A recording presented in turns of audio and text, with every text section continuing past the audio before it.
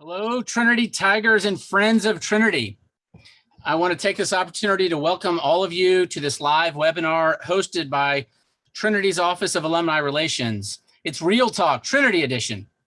My name is Dr. Jacob Tingle, class of 1995. I'm an assistant professor in sport management, and I have the privilege to serve as Trinity's Director of Experiential Learning. I'm so excited to have the opportunity to moderate tonight's webinar with four of my all-time Trinity faves. Let me start by introducing our four panelists for tonight's fun conversation. First up is Dalen Gordon, class of 2017, a member of Trinity's men's soccer team that participated in three national quarterfinals and made one third-round appearance. Gordon was selected to the All-SCAC second team and was selected by A-Smart and Jim Pieper as an all-star intern during his time at Trinity. Next up, we have Caroline Keener, class of 09, one of the funnest people you'll ever meet, despite the fact that she's a Tampa Bay Bucks fan. A three-year starter on Trinity's volleyball team, which advanced to the NCAA Division III Final 8 in 06. Keener was an All-American in 07 and 08. She also worked in Trinity's athletics department for 6.5 years, overseeing campus recreation and summer sports camp. The mayor of Trinity, Callum Squires, class of 2017, was a teammate of Dalen's. Callum received all-SCAC academic honor recognition all 4 years at Trinity. He was also, what I've now learned, co-president of Trinity's Student Athlete Advisory Committee and served as an assistant coach for 1 year following graduation. And we are especially delighted to be joined by the other co-chair of the Student Athlete Advisory Committee, the great man himself, Jeremy Wolf, class of 16. A key member of Trinity's National Baseball Championship team and a former minor league baseball player, Jeremy helped Israel's senior national team qualify for the Olympics last summer, which will be played this summer. He's a founder and director of Outreach for More Than Baseball, a nonprofit that does important work to assist minor league baseball players as they navigate their way through the system. For those of you who have joined the webinar, we invite you to submit your question tabs using the Q&A tab, not the chat feature. So please, questions in the Q&A tab, and the panelists will be invited to address them before the conclusion of the webinar. Now that the introductions and the directions for Q&A are solidified, let's get on with the show. I'm so excited to be here with all of you today, with the four of you today. Let me just get started. Caroline, why don't you talk to us about what you're doing now and a little bit about your time at Trinity. Sure. Thanks, Jacob. Well, now I have a very exciting career selling insurance, commercial insurance broker, which essentially, Jake from State Farm for large companies. No, really, it's more finance based and looking at, capital modeling, and it gets a little more intense than that, but it's fun and competitive and right up my alley. Loving being back on this webinar and hanging out with everybody from Trinity. Loved my time there, especially, I pretty much lived in the Bell Center, so not like I went anywhere else. So looking forward to talking all things sports. Awesome. Thank you, Jake from State Farm. That's great. Dalen, how about yourself? What are you doing now, and a little bit about your time at Trinity? Right now, I am a health fraud investigator for a company working with the government to, dealing with a lot of COVID-related issues at the current moment. But my time at Trinity was great internship-wise. As you said, A-Smart was my go-to spot. Got to meet some fellow Trinity alumni there and some great people just in general. But, happy to be here and just love that I was able to join this and with some great people. Thanks for being here, Dan. I think we should have gone formal tonight, and you and I could have had the bow tie, but that for another webinar. Jeremy wouldn't have had it. Yeah. Callum, how about you? Tell us about life now and a little bit about life at Trinity. Yeah, thanks for having me. Life right now is technically tomorrow for me here in London, so nice to be with you late night in the States. I'm currently wearing a few different hats, as I was when I was a student at Trinity as well. I am working for an NHS GP practice, a doctor's office over here. I'm their head of NHS digital compliance, and I also work for one of the UK's biggest independent YouTube channels, football YouTube channels, I should say, as a production assistant and social media manager for them, kind of wearing many hats like I did when I was at Trinity, co-president of the Student Athlete Advisory Committee with Jeremy, like we mentioned. I had some great times, with these four people myself, obviously. And yeah, just flattered to be asked to contribute to a panel with three far more talented athletes than myself. And for those of us who don't speak British, football means Yes. Soccer. That's Okay. one on the over/under of British translation jokes, by the way. I think the line was 4. So Okay, yeah. we're counting that, right? And Jeremy, talk to us a little bit about now and life at Trinity briefly. Since I left Trinity, I got drafted by the New York Mets. I played 2 years in minor league baseball. We didn't get paid much. It was really hard. I got injured. I got released before I could walk yet after my surgery. So life in minor league baseball was very quick for me. But I knew that like going to Trinity was going to be very valuable just for me or just for my network and my community after I was done playing. And so I started More Than Baseball very shortly after my baseball career because I knew there were other guys like me who also had struggles while playing. And we're going to touch on it later, like the activism part of it. But there's so many issues that go along with minor league baseball that aren't on the surface that it's nice to have these conversations that I can kind of explain more why it's really important and valuable about what we do. And my time at Trinity basically propelled me to kind of do this full time. And I wake up every day and I absolutely love it. And so I'm excited to go back and play baseball. I'm playing independent baseball for 6 weeks in Ohio. And then I'm going to play, 10 days of exhibitions in New York City. And then the team goes to Tokyo for the Olympics. And so I still haven't hung it up yet, though my body wants me to. We're going to give it one last go and we're going to keep going from here. That's awesome. 6 weeks in Ohio sounds like a good movie from the mid '90s that would have a grunge soundtrack. I think it's like it's Sandra Bullock. I'm sure that was a Sandra Bullock movie at some point. Yeah. Some point, yeah. So, well, Jeremy, let's just stay with you and talk about I really one of the things that I'm fascinated about, both as someone who played sports for a long time, who officiated sports, who studies sports, who teaches about sports, is and who has young kids who play sports, is these ideas of like life lessons that you can learn through participation.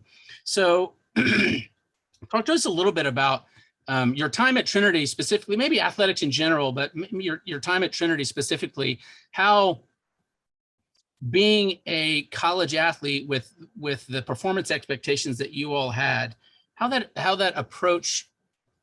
shaped your approach to life now. And so Jeremy, we'll just start with you.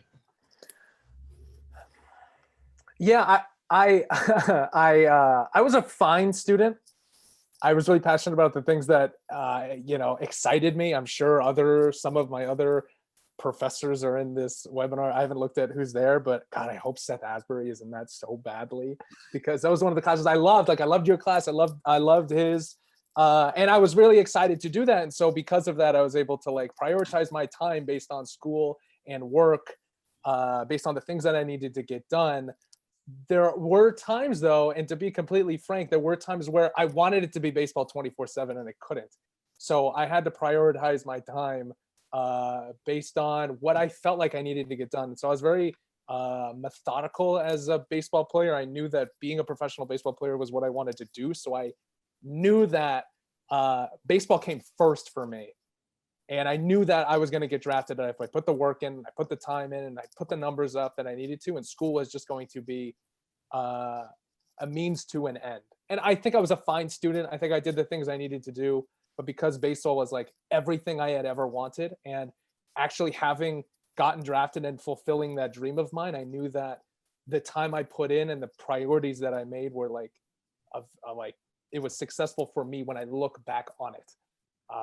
And I value my time immensely when I look back on it. And that's why I still do the alumni stuff. That's why I still do this, because I just think I have a different perspective as an athlete when it comes to school priorities and everything else. Yeah, well, I just want to kind of quickly follow up with you before Callum bring you into the conversation. But this idea that you mentioned it earlier, I'm guessing, I didn't know you in high school, but I'm guessing that you probably had other options for schools to, no, this was it. Okay, never Trinity mind. was it. Yeah, that's it. Okay, let's just pretend, let's just go with you had other choices. Yeah, sure. Yeah. Why was Trinity the right place for you? Let's Yeah. just say that. The University of Utah called like a week before my senior baseball season ended. Yeah. We were about to play in the state championship against Connor Moore and Nick Jewett, Arizona, whatever, state 48, the best. And they called and said, would you be interested in walking on and you'll maybe play junior year? And I was like, no, like I can go to Trinity. It's a good school. It's Division III. I'm not going to get an athletic scholarship, but I wasn't going to go to get one at Utah. And I'm going to play every game. And that's what I tell kids now. I look back and I say, I played every single game except for 3 because I forgot the signs. And I'm able to look back and say, I played 100 and 200 games at Trinity. And I know guys who went Division I or Division II because they had money, they got a scholarship or their coach promised them something. But, I was lucky enough to be in a situation that really valued like the ability to play. And so I went to Trinity to play every single game. And it worked out. It worked out as best as I could have hoped, 2012 when I was making that. Yeah. Yeah. Well, and not for nothing, but sitting in the back row of Bell Center 223 next to Callum Squires as a sophomore in Sport and Society. I'm sure we'll touch on the life lessons that you all I learned actually don't there. remember him in college. So that's cool that we had a class together. That's yeah. so fun. So with that, Callum, life lessons that you learned as an athlete, and again, maybe specifically as an athlete at Trinity. Yeah, I mean, it's a very strange kind of situation sitting here, just being invited to be on something like this. Without sports in my life, there's no way I would end up kind of the person I am and where I am today. From the age of about 4, all I can remember is wanting to be David Beckham. And I got halfway there because I played football and I moved to America, but the rest of it kind of fell down. Is that Well, that's Halfway there. away, maybe. I'm from the same country. We'll call it 10%. Let's be generous. And so just kind of that the opportunity to move to Trinity was a dream come true for me. Everything I'd ever wanted in terms of playing at a high level. And then in terms of lessons learned from sport, I mean, I was having a discussion a few months ago with a friend of mine over here that in reality, I think I've learned most of what makes me the person I am through sports, be that, it sounds cliche, but be that teamwork, be that, communicating with others. I mean, genuinely, if you told me age 10 that I'd be sat on a webinar with people from Arizona, with people from Texas, like I would never have believed it. As Dalen will, back me up on, our team was the most diverse collection of 30 plus people you could ever wish to meet. We had players from 4 different continents on the same team, and that teaches you a lot about the world and about yourself and about, things that you need to learn and understand and tolerance and, differences that come up with that. And basically equality, which, is something that I really valued. And then, Jeremy talked about, he played 102 games for Trinity. I think Coach McGinley will confirm I probably played about 102 minutes for Trinity. So, across 4 seasons. So I will, I think I learned a lot of patience and humility from that as well. But I loved every single second of it. It genuinely was an absolute dream of mine to push myself and play at the highest level. And, having the life experiences I had and meeting the people I'd met were just an incredible added bonus. Well, as someone who played a grand total of 7 minutes for Trinity basketball in 2 seasons, 4 for 4 from the free throw line and 1 for 2 from the 3-point line, I remember every second. I remember the 2 charges I took at Shriner. Never got in at home. Not bitter. I don't know if anybody was like, don't share this with Coach Brock. Anyway, Dalen, how about you? Life as an athlete, life lessons. Again, in particular, on the pitch, and in the classes at Trinity. Yeah, I mean, kind of like Callum said, we had a wide range of people on our team from all over the place. So getting to know different people from all over the world was definitely something that taught you life lessons of tolerance and getting used to people who have different views of the world and different views of, you know, even what your home state of Texas is going to be like. I know Callum for sure was like, you know, he had his preconceived notions of Texas is going to be one way, it's a different way, you know, just all these different things of learning from one another throughout your time at Trinity. And then just as well as, you know, there are the great times and then there are the not so great times, you know, everyone goes through it. Jeremy touched on it, you know, injuries and different things like that. So there's the ups and the downs, and that just really teaches you to keep going no matter what, you know, in sport, in life in general. So there's just a lot of that. So I know that there were times where, you know, things may have not been great while we were at Trinity for maybe all of us, maybe some of us, maybe not in life, but it just keeps teaching you, you know, keep going. You know, there's something out there for you and things always get better. Yeah, I love that this idea, and it's hard with a 12-year-old, but trying to teach my sons that right now. This idea that, right, you all you did was strike out, right? The world hasn't ended, you know, because of this idea of learning persistence and just to keep going, and that for me, I think is one of the special things about sports that maybe other extracurriculars some maybe offer, but I think maybe not quite as much. Keener, what about your perspective? Again, life lessons, things that you've carried forward today, and then your time at Trinity as an athlete. Sure. So, you know, my whole life, I'd always been an athlete. I'd always played multiple sports. And, you know, in high school, I was a pretty good volleyball player. I had a lot of options, but Trinity was definitely the best spot for me, mirroring what Jeremy said. You know, I'm going to get the best education and I'm going to get to play, you know, every single year. And, you know, I think I've had good years on the volleyball team, but my most favorite year was the year I was hurt and I didn't get to play, because it was definitely a huge paradigm shift for me and my own, you know, intrinsic motivation. I'd always been, you know, a pretty decent student and good at volleyball, and my whole identity was wrapped up in being a really good volleyball player. And then I got to be the really smart, outspoken, you know, kind of pain in the butt that I am now, or have always been, right? And I, you know, really kind of came into my own as far as being, you know, a stronger person. And that's something I learned at Trinity. And then working at Trinity and getting to see all of these athletes go through something similar and go off and have great jobs definitely inspired me to, you know, change my life at 30 and become pretty much an intern for insurance. And now, you know, I'm doing well there. I love it. Anybody wants a job, A+ money for C+ students, let me know. Hit me up on LinkedIn. Jeremy. What? That's like right up my alley. Yeah. Great. But there you go. But I mean, really, it's taught me everything. I mean, people are motivated differently, right? You motivate your teammates differently. You can translate that to the work world. Empathy, teamwork, selflessness. It's amazing how easily you can pick out in now your life after sports who wasn't or who didn't play a team sport, right? When you're working with them, you're like, man, they clearly only care about themselves. And I think it's just the translations are endless, right? From your college career, high school, middle school, whatever it may be, to the rest of your life. Yeah, I love that. I think a couple of you at least took the leadership for sport professionals class from me. And one of the things that we talk about in that class a lot is this idea that you have to use different motivational techniques with different people, right? There's no cookie cutter way to motivate people. And I guess I've never really thought about it exactly in that way, but this idea that you have to learn that pretty quickly in the sport world, especially if you're going to be a captain in a like a titled leadership position.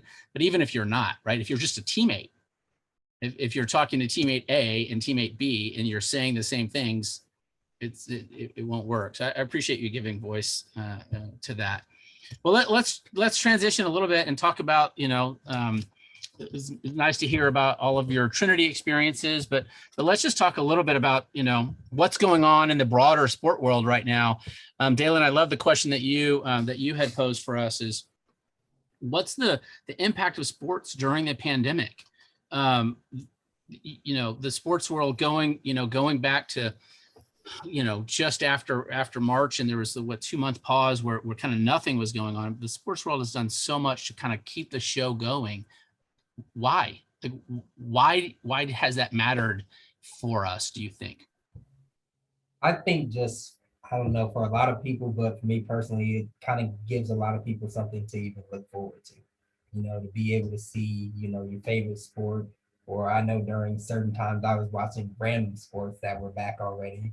It was just like, I know nothing about the sport, but it's just something that, keeps you interested, something that you've known all your lives. Like, we got used to being able to see your favorite teams play every week. When that's taken away, you're just kind of like, okay, well, this is 2 to 4 hours. You never know that, I have back that I don't know what to do with. I can't really go anywhere and keep myself entertained. So I'm sitting here watching TV, so the sports world being back really brought something to look forward to for a lot of people. And I think that was just something that was great. I was busy. I don't know about you guys. I was super busy. At the time, we represented like 850 players. March 13th or 14th rolls around, and the teams send everybody home.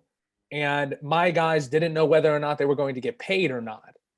And so there was about a 6-week period from the time they got sent home from spring training, which was already unpaid. They had already not been paid since September of the year before.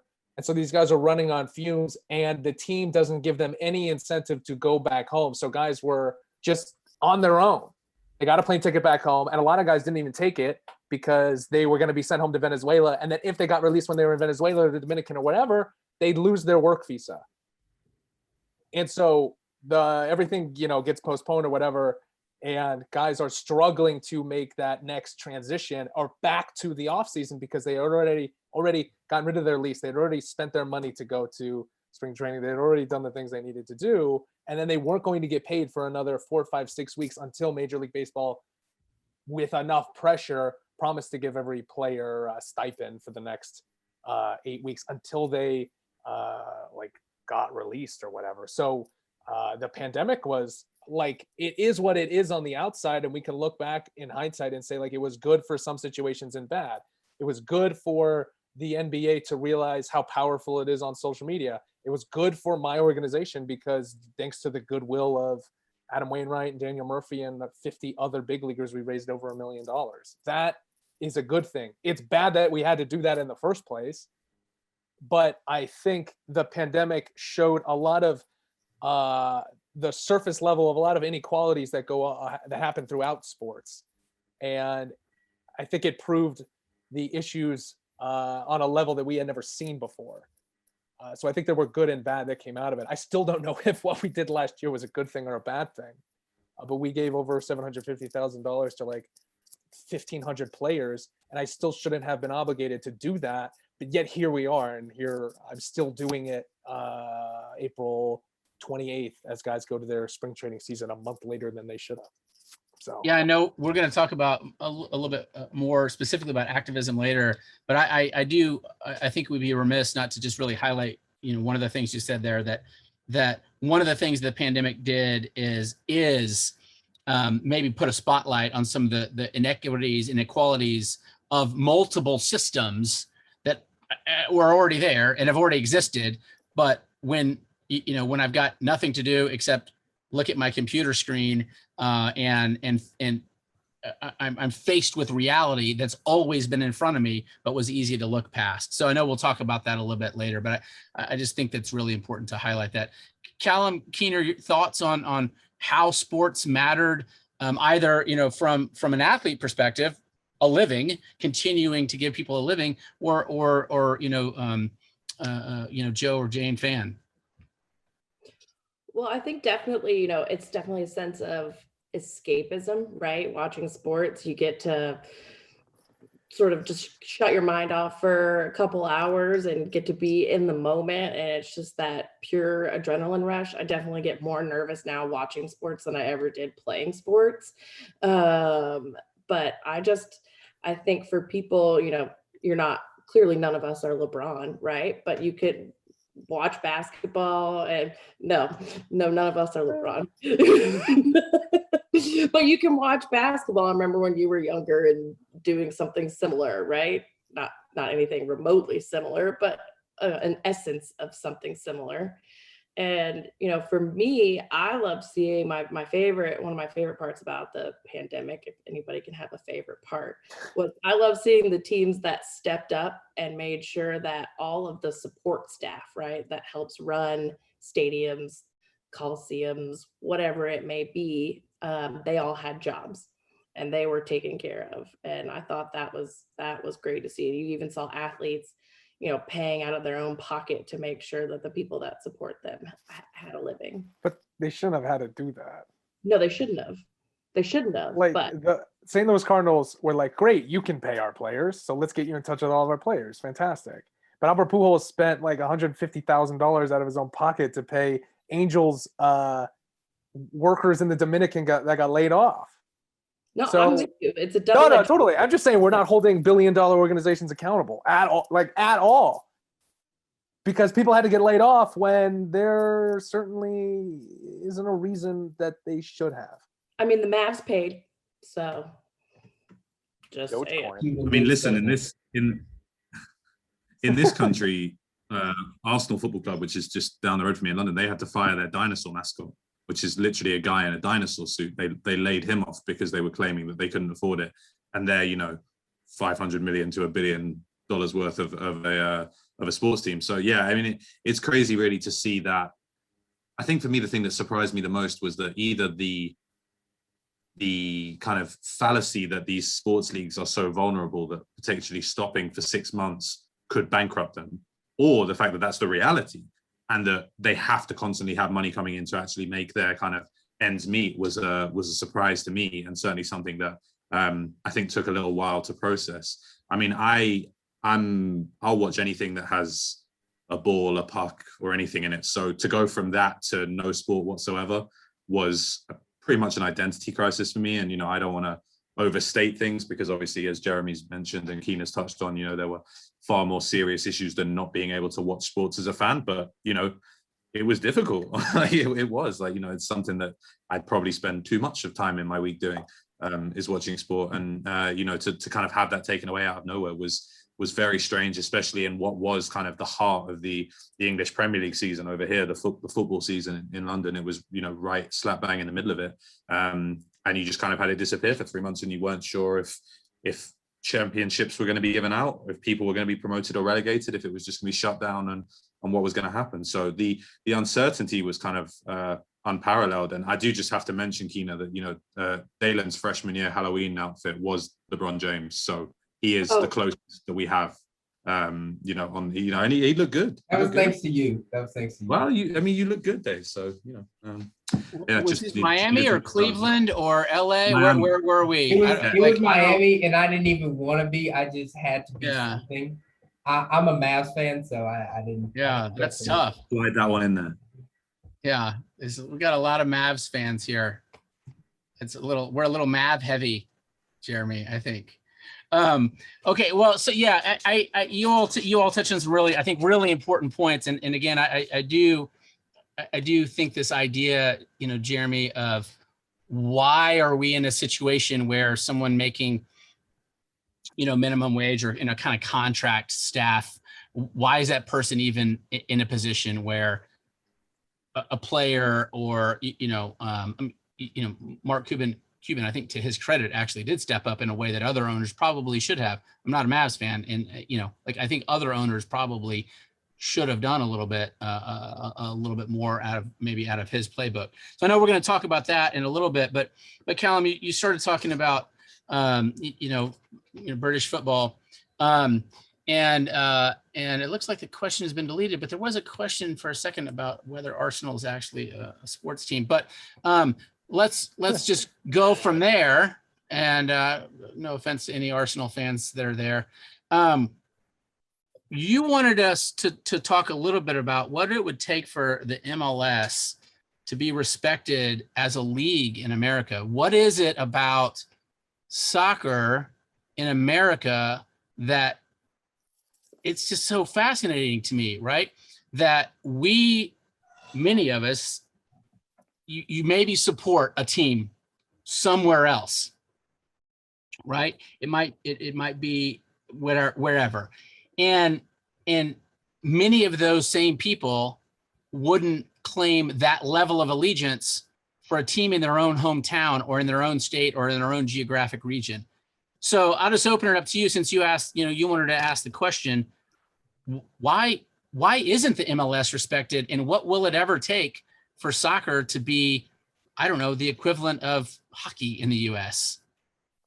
Yeah, I mean, to be honest with you, I don't think it's something that I can necessarily answer. I think you actually have to ask fans of the other four kind of major sports in America, your Jeremys, the baseball contingent, because I think in terms of infrastructure and honestly in terms of talent and money invested, the US has everything it needs to be a soccer power in all forms of the game. Now, you have to start with the basics. The US women's national team is the premier around the world without a shadow of a doubt. And it's a shame for my country that basically our women's Super League is basically slowly catching up to what the game is in the US and the NWSL. And we need to kind of keep growing the women's game here in a way that is significantly behind the US infrastructure. But I find it really interesting that you have such a rabid fan base of NBA fans, of NFL fans, even to me, the two smaller sports of the major four in MLB and NHL. And I'm not from the States, it's not my country, but I can't grasp what it will take for MLS franchises to develop the kind of passionate fan base that will propel it into really being at home in the Big Five sports, what would become a Big Five sports in the States. I mean, you have certain pockets of teams around the country. Like I know the Sacramento Republic fan base was really passionate at one point. And there's a couple other, small kind of pockets of fan bases around the country where perhaps they didn't have another professional sports team there. I'm blanking on, but like Nashville, the way they've developed their team in Nashville has been very impressive. But from my side of things in the UK, football is the national sport and it dominates the media. And I like the fact that in the US, you can kind of pick and choose and have a variety of different options on the table. But I'm just not sure exactly why MLS doesn't get the respect that I think it deserves, when in actual fact, you have a lot of young, talented players who are, transitioning around the world to play in other leagues. But if anything, why isn't Christian Pulisic playing in MLS and making, MLS the biggest league in the world? Credit to him for scoring for Chelsea the other night.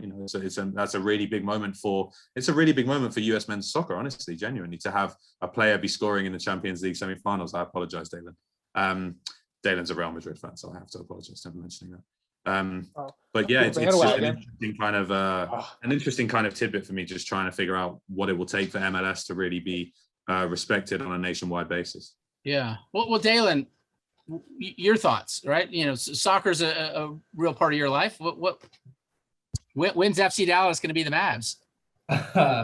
FC Dallas, their business model will never be like the Mavs, because they just want to sign young people and sell them off for millions of dollars to Europe. But I know one of the big things, I guess, is kind of, like Callum said, you start from a young age. In Europe, you start from a young age playing, you start playing football, and your parents know about it and they love the game. They have the team, the family supports one team. Whereas in America, like you said, you have a lot of competing sports. And so I know I grew up playing a ton of different sports. At one point, I wanted basketball to be my thing. Then I realized I was not going to be big enough for basketball. So, you kind of make that transition to where there's a lot competing. And like you said, even in the media attention and different things of that nature. But one of the things for the MLS that I noticed like a couple of years ago was, it almost seemed like and it sounds bad, but a retirement home for a lot of great athletes. You know, when your Beckham comes over at the end of his career, it's like, okay, this is where I'm going to go out at. I'm going to make my money. And, you know, I'm going to bring fans into the games. I'm going to get people, you know, more interested. And that's great. I'm not saying it's a bad thing because it is bringing attention, but kind of like Callum said, why aren't younger Americans staying here? We just don't have that fan base just yet. But if we could draw, you know, bigger talents, you know, from an earlier age and not when they're 30 plus coming to, you know, kind of take it easy at the end of their career before they retire and either go back to Europe to be a coach or like Beckham did, you know, found the MLS team. But, you know, there's just a lot that could go on. I know salary caps and different things of that nature. As far as transfer fees, I know we may not have the capital as like the big European clubs, but that's a big thing as well.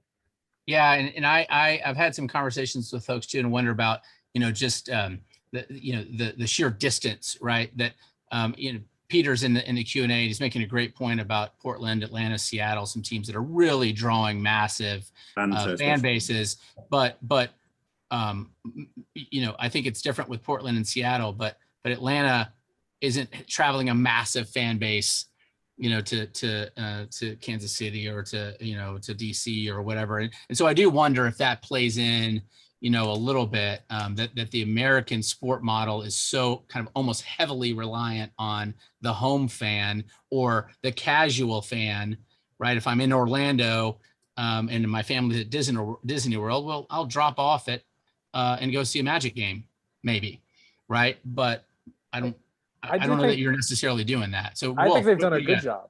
I think they've done a good job. I don't know when the MLS started, but it couldn't have been more than 20 years ago, right? When did Mid-90s, they mid-90s? Okay, mid-90s. And they didn't have a star until I don't know how long, but they're still around. Don't disrespect Alexi Lalas like that. Whatever. And so when I think about American soccer and I think about the MLS, I think that they've done actually a good job, because if you think about the markets in which these MLS teams are held, they're incredibly saturated sport markets, except for Portland. And so when you're trying to ask people in those towns, like Phoenix has one, I think we have like Drogba's team, the Phoenix Rising. Phoenix Rising, Yeah. okay? And people sell out those games, but it only fits 5,000 people or whatever. But people go, and people in Phoenix really, really love it because it's different and it's new and it's exciting, but I can't watch those games on TV. So when I think about the MLS, am I going to sit in front of ESPN and watch an MLS game? Is that exciting to me? Baseball's had the same trouble because baseball is not exciting to watch and it's unbelievably inaccessible. And so I think the MLS has done a good job to garner the attention that it has gotten. I just don't know the ceiling in which they're trying to hit, because guys like Pulisic are not going to want to play in the MLS until they're going to in search of that last paycheck. And until there is an avenue for American players to become stars in America and then go out, then the MLS is just going to be the fifth sport. Yeah, and I think, you know, from my perspective, I think it's interesting, and I want to transition into kind of this next area. For me, one of the places where American soccer is the best in the whole world, hands down, unequivocal, is women's soccer. And the fact that we can't get the best athletes in the world in that sport on TV, or very much on TV, in our own home country is a big problem, right? And so thinking about that, Rigo Garza put a question in. I think this is a nice way to transition. His question is: current, you know, Trinity student athlete social media accounts monitored for content or activism? I don't know the answer to that question, but transitioning and thinking about, we got more than baseball. You know, Keener, I know that you followed the NCAA versus Alston case a lot about, you know, whether we should pay student athletes. There's been, you know, just, God, can this stop happening, right? That you know, that people are getting, you know, shot, and major league teams, NHL teams are responding by canceling games, right? And so what kind of any and all of that broadly, what is the role of athletes, of organizations, of teams, of leagues in social activism. There's lots of different spheres that we could talk about. So I'm going to hit mute and you guys go for it. And maybe Jeremy, why don't you start us off so you can talk a little bit more about more than baseball and it's in what the impetus was there for you. Yeah. So when I got drafted, I signed for $5,000. I was a senior sign. I was a 31st round pick, and I knew that it was going to be difficult. I did not know to which the level of difficulty it would be and the level of unpreparedness that I would find myself in. The system itself is not set up for success and development in minor league baseball, unfortunately. But there are thousands of guys that play minor league baseball that all they want is a chance to compete at the highest level of their ability, and the teams are not providing that to them. They have to be in search of affordable equipment elsewhere. They have to find their own housing. They have to find their own mattress. They have to make money in the off season so that they can afford to train. During the season, the players make between it used to be between $3,000 and $10,000 a year. They just cut short season baseball. They just cut 2,000 players. The draft went from 40 rounds to 20 rounds, so my round won't even be in it. There's less incentive for youth guys to play because there's less professional baseball opportunity. And for me, when I look back on my time, I just felt very unprepared going into each day because I knew I wasn't eating the right food. I knew that I wasn't in the right environment. I knew I wasn't in the mental state to play professional baseball at the highest level, and I knew that my team wasn't going to provide this for me. Minor league baseball is set up to be the training ground for top prospects, even though a large number of Major League Baseball players are not top prospects. And so the environment says, go out and play better when the system itself is not set up for these guys to be able to focus on solely performance development and just playing professional baseball day in and day out. They're struggling to make ends meet. They're struggling to support families, and they're struggling to be professional baseball players. I started More Than Baseball as a way to combat that, as a way to provide support to players who don't have it, where it's not set up in the system. And so we've had a lot of success because we've been able to take this really complicated issue and bring it down to this very, very micro level. Can we help professional baseball players access affordable housing, food, equipment, career services, financial guidance, and mental health coaching? Because their teams aren't providing that in-house. And I look at the system of professional sports, and we applaud the billionaires for being billionaires and owning sports teams. And then God forbid we ask that the employees of that team or the athletes that are working their way up through the minor league system are asking for minimum wage. And I was so fed up that Major League Baseball had spent $6 million to lobby Congress to put the Save America's Pastime Act on the books that said minor leaguers are not subject to overtime or minimum wage. I was so angry. I said, how can I help my friends who are still playing access affordable housing, food, and equipment today and not have to worry about lawsuits or legislation or whatever? We've had success because the overwhelming majority of baseball fans are just shocked that nothing's changed in the last 60 years. 60 years ago, minor league baseball players were making more than they are now per capita. And so nothing has changed until More Than Baseball started. And then other groups have popped up because they realized that there was an avenue to go in and assist players in a way that hasn't been before. So I hope we can prove to be a model that it's okay to be an activist in things that you believe in, like providing off-season opportunities or transitioning for professional athletes. Yeah, I do. I just want to I want to toss this back out to everyone, this idea that it's okay for athletes to be activists. So we had a very different response this summer from Kyrie Irving, who decided to not play specifically because he said, if I'm playing basketball, it's distracting from what's going on in the streets. LeBron James said, I'm going to play because it allows me to have a bigger platform. So just, whether it's don't necessarily talk about those two specifically, but just curious about this idea of, one of the things that we read, and I encourage my students to read in class, is this Harry Edwards book, that's now 50 years old, or a little bit more, right? Revolt of the Black Athlete, right? And where we had a long drought where there was no athlete activism, and we've seen a real resurgence in that. So why is it good? Why have we seen a resurgence? So again, I'll mute and whoever wants to pop on. I think the resurgence kind of came from, they realized that they have power. I think for a long time, there were a lot of owners who tried to, keep them silent. You're an athlete, I'm paying you millions of dollars. Just, shut up and play. Don't talk about this. That's not your job. You're not a politician. You're not an activist. You're an athlete. Just be an athlete. Don't worry about anything else. Don't let the other things distract you from what you're supposed to be doing on the court, the field, the pitch, different things like that. But I think they have come and they've realized, we have a bigger role in this world, in our areas. We can do more to help other people out, because not everyone is a professional athlete. Not everyone can walk the streets and be who I am. Like Jeremy said, not everyone has millions of dollars like MLB players. They may be lower level. They may be a high school kid who, doesn't have access to the top gear, can't compete.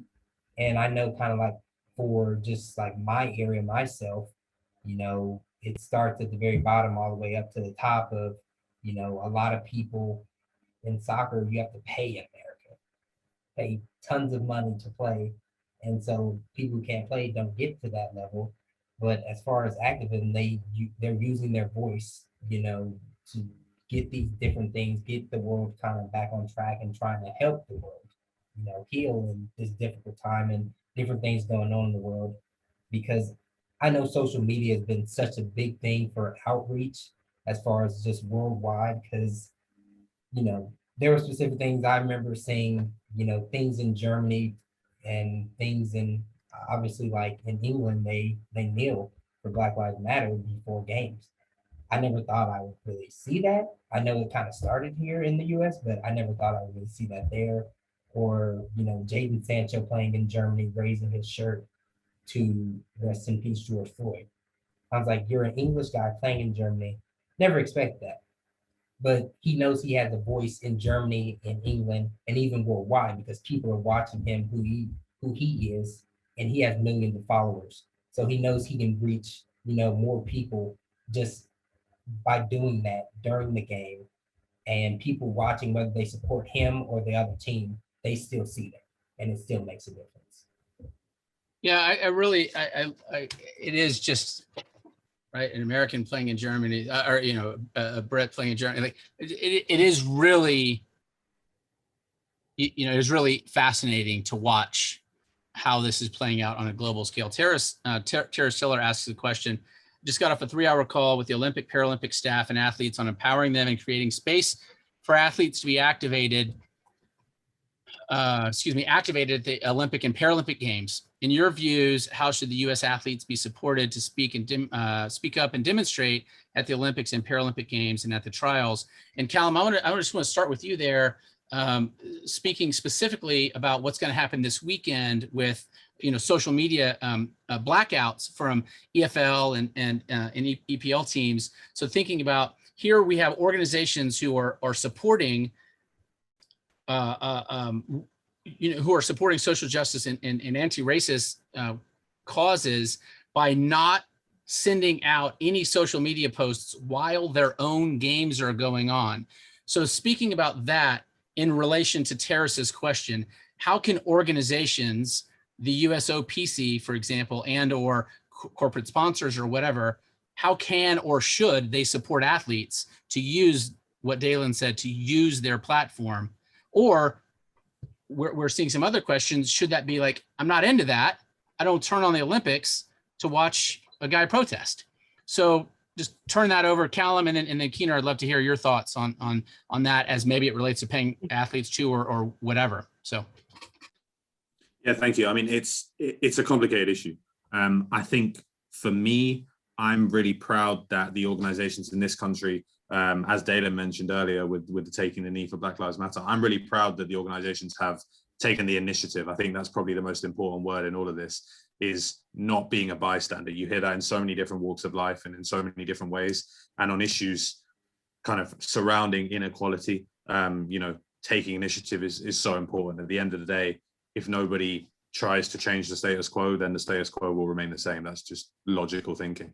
I think it's an interesting conundrum in terms of what sends a more powerful message: posting content saying, Black Lives Matter, this is why we kneel, or going the opposite way as they're doing this weekend, and we're going to have a complete blackout. You won't see anything whatsoever. And I think it's hard to really know which is going to have the most impact until both have kind of come to pass. I'm glad that these things are, being brought to the forefront. I think the era of the shut up and dribble quote is dead. And for me, that's a good thing. I understand that people will always watch sports as an escape. And I'm not tuning into an NBA game to see a political debate. There's other places you can go if you want to watch that. But at the end of the day, these large platforms mean something to these athletes, and athletes are people too. It sounds silly to say it, but all five of us have, causes that we are passionate about and things we care about. And if I was any of those high profile athletes, there are things that I would want to speak out about, based on having people who will listen and will hear. And I think that that's important, that we acknowledge that these athletes have their own motivations to try and make the world a better place beyond, scoring 50 points if you're Steph Curry, or, scoring a hat trick in a World Cup final if you're Lionel Messi. There's other motivation out there as well. Sorry, Keena, go ahead.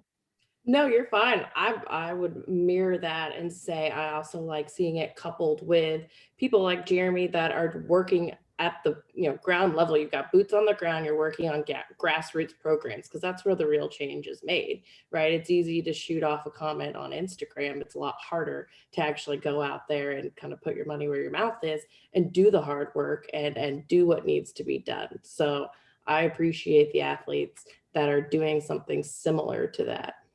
I have a different perspective on all this. I think I responded to Terrace, who I've had a conversation with about More Than Baseball with Terrace before. And with my players, and especially with me, like, I don't have a voice, like, as an individual.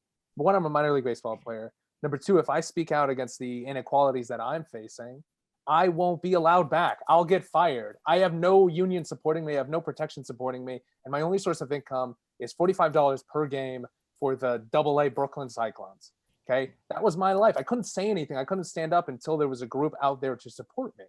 More Than Baseball is that group, right? There's 3,000 of us strong. And when we stand up for something that we believe in, we do that. And so with Olympic athletes, I don't know if their pay is better than it was 5 years ago, but guys aren't making much money. Athletes aren't making much money, and their money is going to come from endorsements. And so they're not going to stand up for what they believe in if that money is going to come from public perception and their endorsements.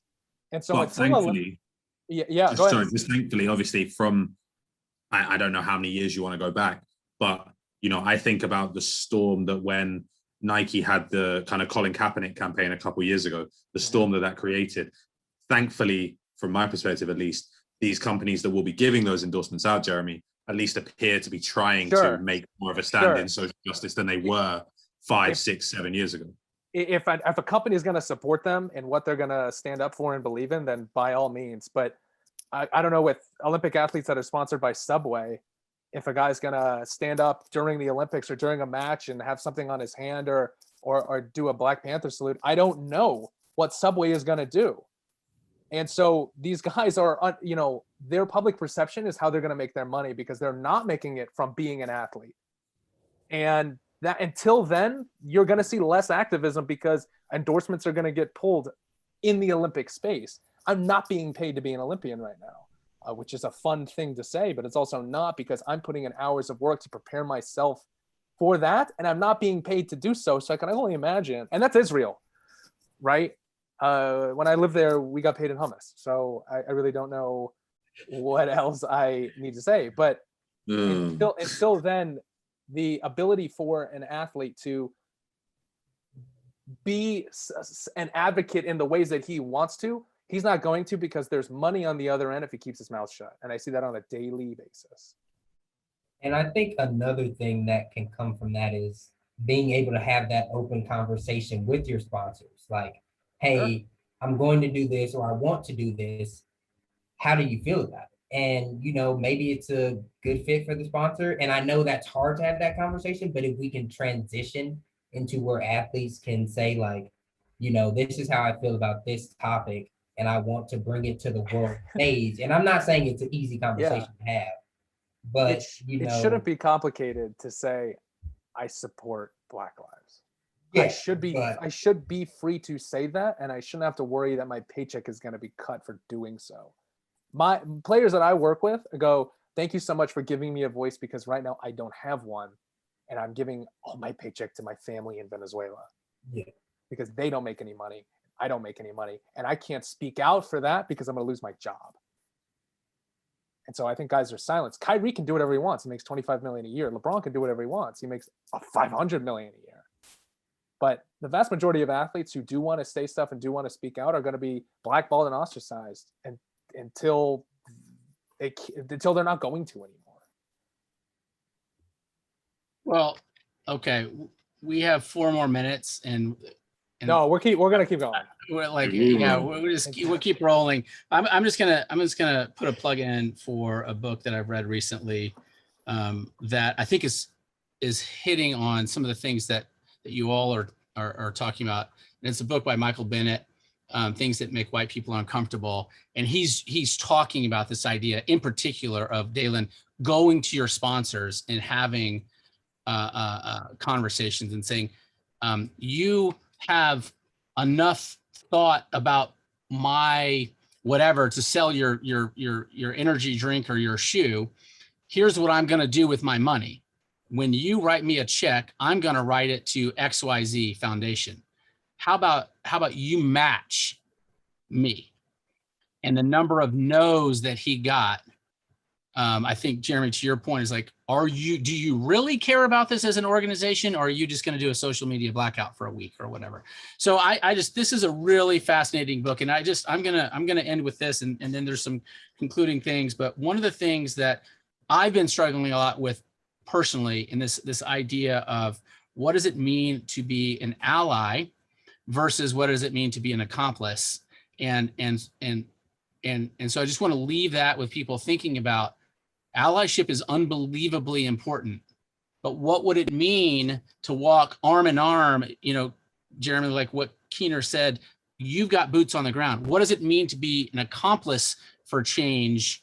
And so there's this, to me, it's an interesting quote. He said, he writes, we need more white players joining the struggle and stepping up. That's heroism to me. Chris Long's public support of the Anthem actions and his donations to scholarships that promote equality are heroism. And so I think that is a really important thing, that we don't say that this is LeBron's problem to solve, right? And so, Dalen, when you have a British athlete in Germany, we collectively have to own where we are in this space. And so, anyway, I really appreciate, and God, I just can't believe we have to stop talking. But everyone who joined us today, we try to get to, enough of the questions and insert them in. And I know Jeremy was answering directly into the Q&A. I really appreciate all of your time. Dalen, Jeremy, Callum, just genuinely am honored to have been here and to have started this conversation with you all, which is really an extension of conversations, Keener, that we've been having since 2006, and the rest of you that we've been having since you all were first years. Thanks for being great Trinity alumni. Thanks for being great friends. And I hope everyone has a great night.